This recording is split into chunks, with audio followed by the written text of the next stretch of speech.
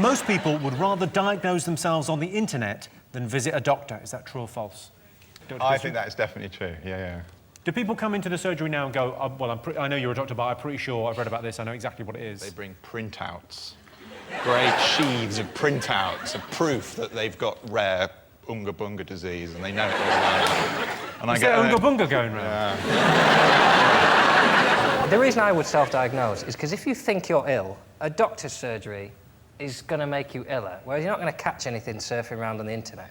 So I still don't understand why doctor's surgeries are the way they are. In the way we've evolved, there's still a room where you go, get all the sick people in a small room and leave them there for hours with heat and nothing to do but cough and phlegm all over everyone. Yeah, but they've got a yachting magazine for you to protect yourself. The worst thing is doctors diagnosing themselves. I've done it many times. Well, how do you mean? What have you thought you had? Well, I've nearly killed myself from appendicitis by ignoring it for a week, convincing myself it's just a bit of trap wind, I'll be all right. Until I couldn't walk like this. I had to drag myself to hospital with a galloping peritonitis, so... That's not great. Not great. People still come to see you. Not a good advert for my senses. Imagine if it had been trapped wind, though, the relief after a week. It's worth the gamble there, don't it? Just... Tom, have you ever looked anything up on the internet when you've had a, I know you've just gone through puberty and stuff. So have you looked things up? Some strange things happen to my body. I'd definitely self-diagnose if I had the choice, because it would scare me if I did come to you, sir, and I had something exciting. You just stick it on the telly for everyone to look at. Do you now meet patients and you look at it and you go, ooh, do you want to be on telly? That is amazing. That is TV gold, because that is a disgrace.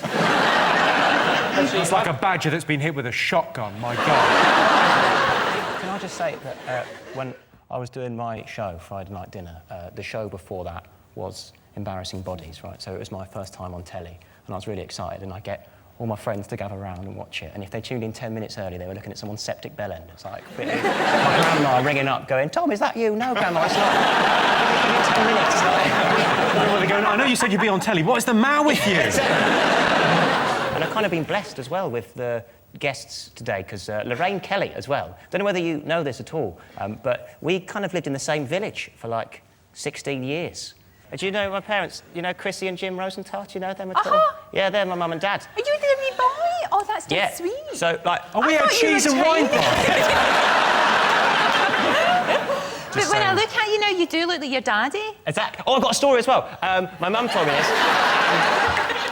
My mum told me this story, that my dad is like, as you can testify, like a semi-celebrity in his own right. He's like a sports presenter, and they were opening the new post office, Sam and Rhonda's. Sam and Rhonda's? Absolutely.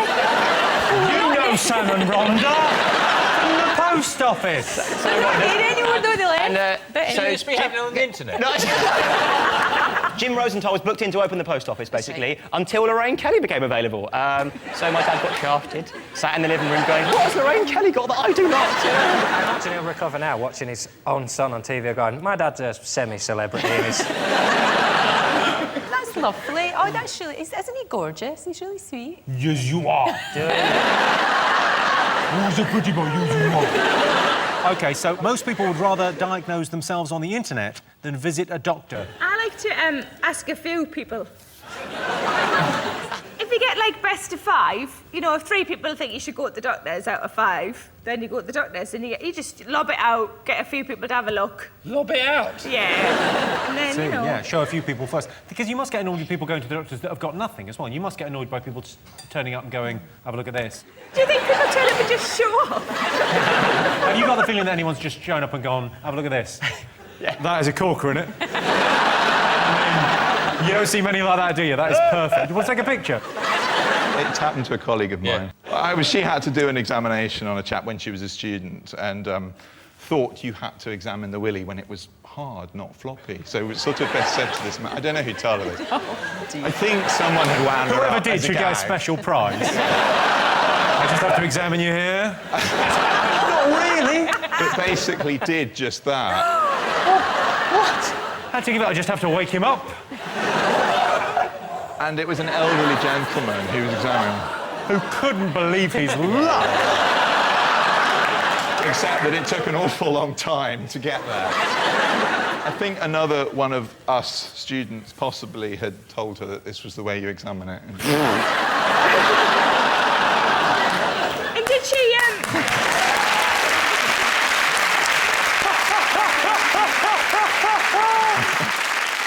OK, so most people would rather diagnose themselves on the internet than visit a doctor. True or false? What do you think?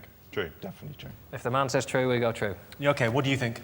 I don't know. I think I'd rather see a person. It's like, you know, when you go into supermarkets and they want you to go in that machine with your shopping. I hate that. I like to see a person. I've actually stood in the supermarket and said, can I please see a person? Because I can't get it to work. Oh, she's saying person. Person.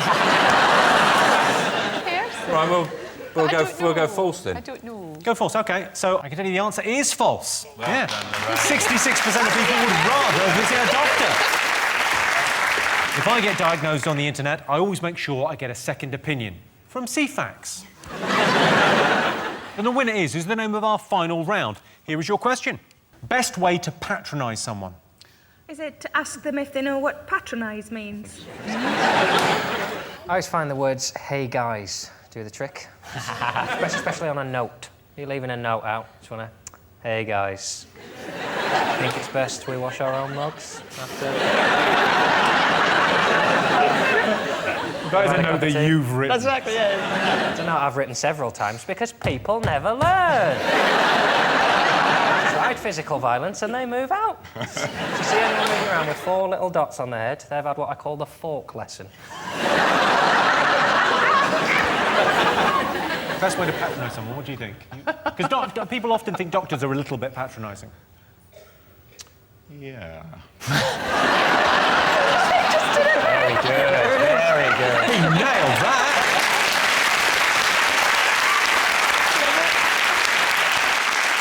You know, in restaurants, they're sommeliers, and it's part of their job is to be patronising. Going, well, I think I can recommend probably you might choose or be in your price bracket. This wine, sir. And whenever they do that, I always do the same thing. After they've said, I recommend this wine, I go, thank you very much. And then I go, go on, run along. Can I ask what a sommelier is? Because they don't have them in Nando's.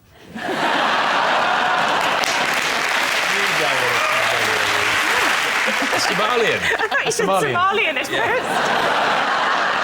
I just have pop in that, so that's why that hasn't come up. Pop. Pop. You don't have a pop melier? Pop belly. No. Can I suggest the 7-Up with the I know the family bucket?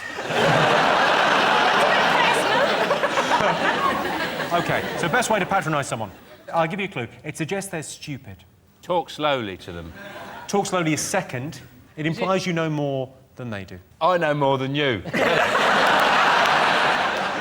No, it's much more on the nose Right, rude. okay. Go f*** yourself, a-hole. Yeah. I will tell you. The best way to patronise someone is to say, you wouldn't understand. Ah, okay. When you patronise someone, you talk down to them nicely, whereas condescension can be quite rude. You got that, f***its?